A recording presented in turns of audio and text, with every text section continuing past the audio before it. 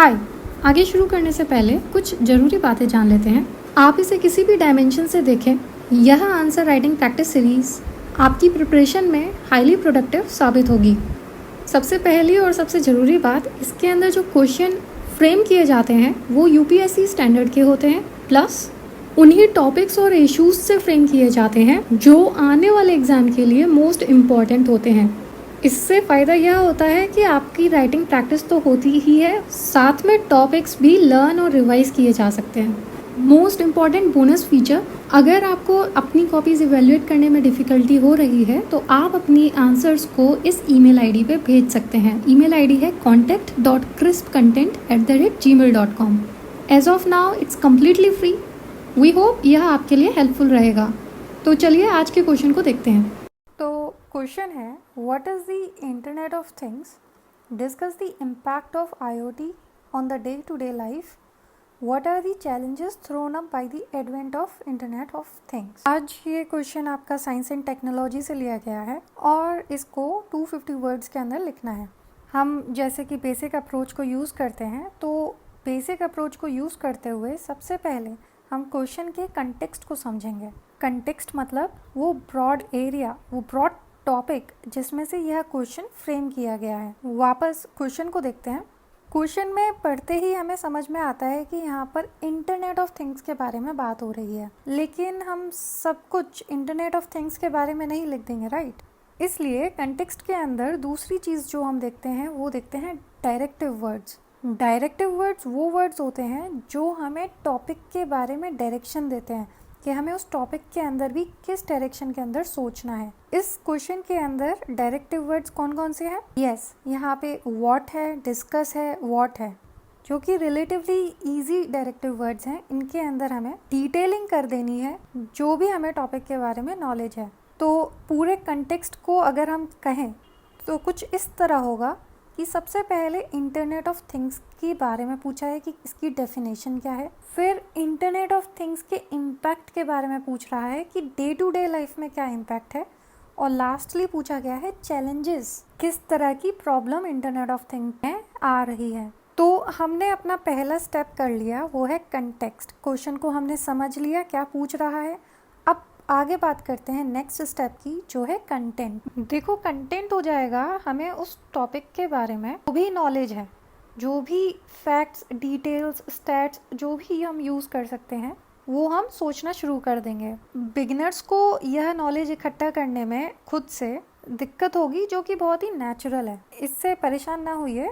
आप अपनी books, websites, notes, magazines, जो भी आप रिसोर्सेज यूज़ करना चाहते हैं आप कर सकते हैं, क्योंकि जैसे जैसे हम डेली आंसर राइटिंग प्रैक्टिस करते जाते हैं तो हमारी अपने आप ही नॉलेज बिल्ड होती जाती है और कंटेंट भी इम्प्रूव हो जाता है। तो अभी फोकस स्ट्रक्चरिंग में होना चाहिए। जो बिगनर है, कंटेंट के लिए कोई भी रिसोर्सेज आप यूज़ कर सकते हैं। उन्हें उठाइए, उन्हें रीड करिए, उन्हें रिवाइज करिए और फिर वापस बैठें जब आंसर लिखने तो उन्हें रिकॉल करिए। इससे आपका टॉपिक भी रिवाइज हो जाएगा। तो कंटेंट सोचने जब आप बैठेंगे तो तमाम चीज़ें आएंगी। इनफैक्ट आपको ऐसा भी अपना रिलेट करके सोचेंगे कि अच्छा हाँ, मेरे पास हेलो गूगल करके फ़ोन है, प्राइवेसी के इश्यूज़ हैं, हैकिंग भी हो सकती है। तो आप इन्हें रफ पॉइंट बना के लिख सकते हैं रफ पेज पर, क्योंकि यह नॉलेज अभी आपकी अनस्ट्रक्चर्ड होती है, फिल्टर्ड नहीं होती, और आंसर हमें टू द पॉइंट और डायरेक्ट लिखना होता है। हमें कोशिश ये करनी चाहिए कि सबसे पहले जो पूछा जा रहा है क्वेश्चन के अंदर वही एड्रेस करें। अगर इस तरह की नॉलेज लिख दी तो फिर हमारा पेज तो बेकार की चीज़ों से ही भर जाएगा और एग्जामिनर को जो रेलेवेंट इन्फॉर्मेशन है वो पहले नहीं मिलेगी, तो उसे लगेगा कि कैंडिडेट ने क्वेश्चन के मेन आंसर को तो एड्रेस किया ही नहीं। इसी वजह से अब हमें अपना लास्ट स्टेप पे आना है। लास्ट स्टेप है स्ट्रक्चर। किसी भी आंसर के बेसिक 3 कंपोनेंट्स होते ही हैं। पहला इंट्रोडक्शन, दूसरा बॉडी और तीसरा कंक्लूजन। तो इंट्रोडक्शन, बॉडी, कंक्लूजन, ये सारी चीज़ें क्वेश्चन टू क्वेश्चन डिफर करती रहती हैं। जिस तरीके का नेचर होता है क्वेश्चन का और जिस सब्जेक्ट से उठाया जाता है तो उसी के अकॉर्डिंग लिखते हैं। साथ में नॉलेज के ऊपर भी डिपेंड होता है कि हमें कितने फिगर्स याद हैं, क्या कितनी स्टेट्स हमें याद है, तो उस बेसिस में नॉलेज भी काम आती है। और ये दोनों चीज़ें मिला के एक्सपीरियंस बनाती हैं और हम अपने एक्सपीरियंस के बेस पे फटाफट से आंसर लिख देते हैं।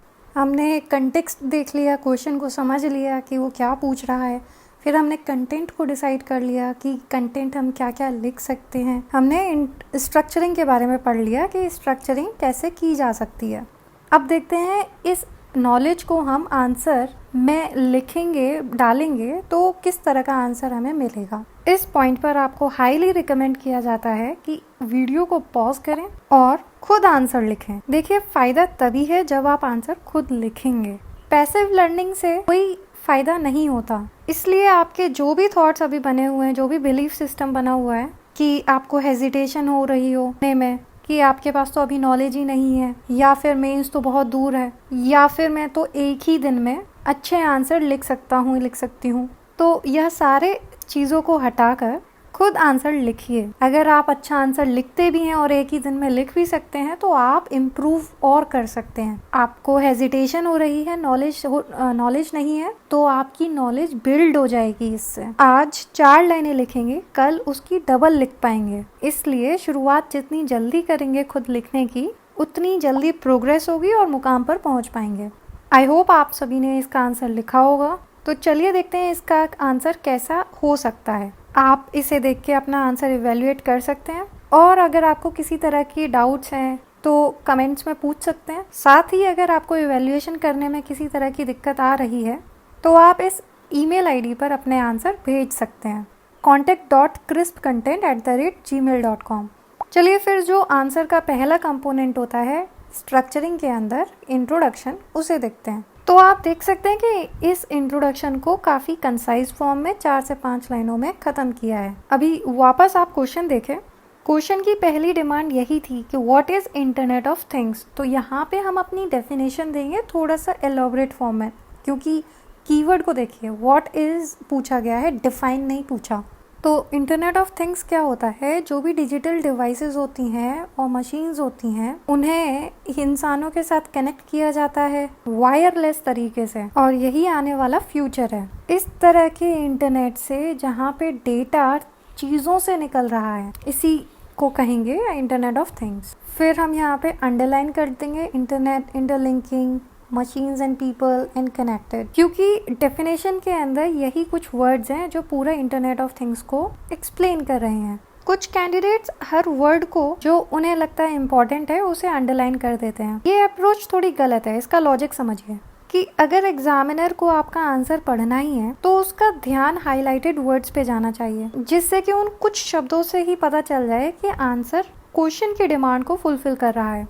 पर अब आप हर वर्ड को ही अंडरलाइन कर देंगे तो एग्जामिनर के लिए आंसर को पूरा पढ़ना और उन हाईलाइटेड वर्ड्स को, जो आपने हर दूसरे वर्ड को हाईलाइट कर रखा है, उसे पढ़ना बराबर ही लगेगा। इन शॉर्ट उसकी मेहनत तो वही है, और हमारी अप्रोच ये होनी चाहिए कि एग्जामिनर की मेहनत कम लगे प्लस काम भी बन जाए। तो फिर आज हमने अंडरलाइन करना सीख लिया। बात करते हैं बॉडी की। वापस क्वेश्चन देखिए, यहाँ पे 2 चीजें पूछी गई हैं, इम्पैक्ट ऑफ IoT और उसके चैलेंजेस। तो आंसर की विजिबिलिटी बनाते हुए इन दोनों डिमांड्स को हम सब हेडिंग्स में मेंशन कर देंगे। आंसर को यहाँ पे हमने हेडिंग डाली और फिर मल्टी डायमेंशनल रखने के लिए सब हेडिंग्स भी बना दी, जिससे कि आंसर के सारे डायमेंशंस को लिखा जा सके। डेली लाइफ में जिस तरह से इंटरनेट ऑफ थिंग का यूज हो सकता है छोटी छोटी चीजों के लिए, जैसे ही इंसान घर पे आए तो उसका पंखा लाइट अपने आप चालू हो जाए या फिर उसके फोन से चालू हो जाए। रेफ्रिजरेटर के अंदर अगर सब्जियां सड़ रही हैं तो फिर उसका पता चल जाए। इंडस्ट्रीज के अंदर भी यूज किया जा सकता है कि वहाँ पे जो ह्यूमन एरर है उसको कम किया जा सके और ह्यूमन की एफिशिएंसी बढ़ाई जा सके, और अल्टीमेटली वो इंडस्ट्रीज की प्रोडक्टिविटी को बढ़ाएगी।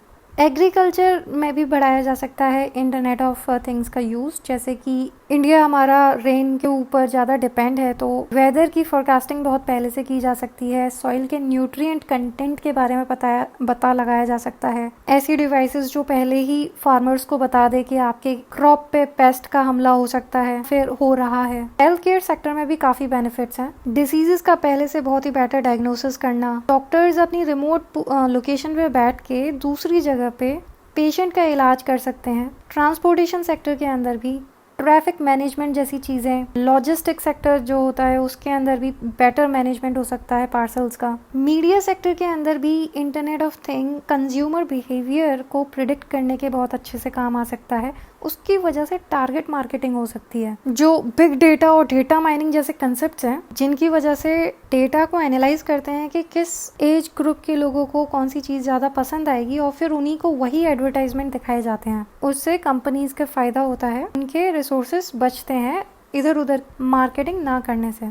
इंडिया के अंदर स्मार्ट सिटी वाला कंसेप्ट आ चुका है, तो यहाँ भी इसको स्मार्ट बनाने के लिए सॉलिड वेस्ट मैनेजमेंट जैसे system, smart power grids, smart energy management system जैसी चीज़ें इंटरनेट ऑफ थिंग्स की हेल्प से बन सकती हैं। लास्टली कह सकते हैं कि गवर्नमेंट पॉलिसी और सर्विसेज देने के लिए जो भी चीज़ें बनाई जाती हैं सरकार के द्वारा, उनके अंदर अगर इंटरनेट ऑफ थिंग्स को यूज़ किया जाए तो वो बेटर तरीके से सिटीजन सर्विसेज दे सकते हैं, क्योंकि अभी तक सारी चीज़ें मैनुअली हो रही हैं। ऑटोमेशन आएगा तो टाइम भी बचेगा और अननेसेसरी लेबर बचेगी। अब आप इस चीज़ को एक फ्लो चार्ट में भी बना सकते हैं। इसका एक यह फ़ायदा है कि एग्जामिनर को देखने में अच्छा लगता है और यहाँ पे उसे एक ही बार में सारे पॉइंट्स को बहुत ही ब्रीफ में पता चल जाता है कि कैंडिडेट ने लिख दिए हैं। अब वापस क्वेश्चन को पढ़िए। हमने इंटरनेट ऑफ थिंग को डिफाइन कर दिया, इम्पैक्ट लिख दिए। अब लास्टली हम बात करते हैं चैलेंजेस की। चैलेंजेस में भी हम पॉइंट वाइज लिख सकते हैं। ऑटोमेशन की वजह से जो स्किल्स हैं, पुरानी स्किल्स ऑटोमेशन में तो काम आ नहीं सकती, इसकी वजह से वो लोग नौकरी नहीं कर पा रहे हैं, नौकरी उन्हें छोड़नी पड़ रही है। ये सारी डिवाइसेस कनेक्ट हो रही हैं, उनकी वजह से जो बहुत ज़्यादा डेटा इकट्ठा हो रहा है उसको मैनेज करने के लिए अभी तक कोई एफिशिएंट सिस्टम नहीं बनाया गया है कि उसे स्टोर करना, उसको ट्रैक करना, उसको एनालाइज करना, यह बहुत ही मिसयूज हो सकता है और फिलहाल अभी गवर्नमेंट की कोई क्लियर कट पॉलिसी नहीं है। प्राइवेसी के भी इश्यूज हैं, क्योंकि बहुत सारे जो पर्सनल डेटा है वो यूज़र के कंसेंट के बिना यूज़ होता है इंटरनेट और सोशल मीडिया कंपनीज के द्वारा। बहुत सारी कंपनीज के ऊपर भी आरोप है और प्लस अब तो गवर्नमेंट के ऊपर भी आरोप है कि वो डिजिटल सर्वेलेंस स्टेट ना बना दे। जैसे जब आधार का इशू आया था कि लोग कहाँ जा रहे हैं, कहाँ पे बायोमेट्रिक कराई, तो इस तरह से स्टेट नज़र में रख रही है हर किसी के ऊपर। ये एक प्राइवेसी इशू है। अब जैसे जैसे इंटरनेट का यूज़ होता जाएगा तो हैकिंग जैसी चीज़ें भी बढ़ती जाएंगी, साइबर अटैक्स भी बढ़ेंगे। तो इस तरह से हमारे चैलेंजेस यहाँ पे कंप्लीट होते हैं। आई अंडरस्टैंड और भी हो सकते हैं, लेकिन हम वर्ड लिमिट को ध्यान रखते हुए जो इम्पोर्टेंट लगेंगे और जो पहले ध्यान में आ जाएंगे वो हम लिख सकते हैं। आपको और बेटर पॉइंट्स पता हो तो आप प्लीज़ बताइए। अगेन इस चैलेंजेस को हम फिर से डायग्राम के फॉर्म में बता सकते हैं, विजिबिलिटी बढ़ाने के लिए बेसिकली आंसर की। As you can see all the demands of the question have been met in the body. पर पिक्चर अभी खत्म नहीं हुई है, एक क्लोजर देंगे कंक्लूजन के साथ। कंक्लूजन इंट्रोडक्शन की तरह शॉर्ट भी रखेंगे तो कोई दिक्कत नहीं है, क्योंकि हमारे जो वर्ड लिमिट है उसका हमें विशेष ध्यान रखना है। हम कह सकते हैं कि एक फ्यूचरिस्टिक पॉलिसी बनानी चाहिए सभी के रिकमेंडेशन के साथ, जो भी स्टेक होल्डर्स हैं इस चीज़ के अंदर, कमेटी, एक्सपर्ट्स, जिससे कि जो इंटरनेट ऑफ थिंग है उसका पूरा पोटेंशियल का यूज़ किया जा सके। तो इस तरह से यह आंसर 2.5 पेजेस में कंप्लीट हो जाता है और इतना ही स्पेस मिलता है, अप्रॉक्स 3 पेजेस। फाइनली बात करते हैं कि ऐसा कौन सा एक्स फैक्टर होता है ऐसे कैंडिडेट के बीच जिसकी नॉलेज टॉपर की नॉलेज के इक्वली होती है, पर फिर भी उसे टॉपर से कम मार्क्स मिलते हैं। ऑलमोस्ट किसी भी टॉपर की कॉपी अगर आप उठाएंगे तो उसके अंदर कुछ चीज़ें कॉमन दिखाई पड़ेंगी। पहला, जितना भी पॉसिबल हो उतना ये पॉइंट में बनाकर आंसर देते हैं, कीवर्ड्स के नीचे अंडरलाइन करते हैं जिससे कि एग्जामिनर की अटेंशन डायरेक्टली उन कीवर्ड्स पे जाए। तीसरा, आंसर के अंदर विजिबिलिटी बनी रहे उसके लिए शॉर्ट पैराग्राफ्स बनाते हैं 5 to 6 लाइन्स के।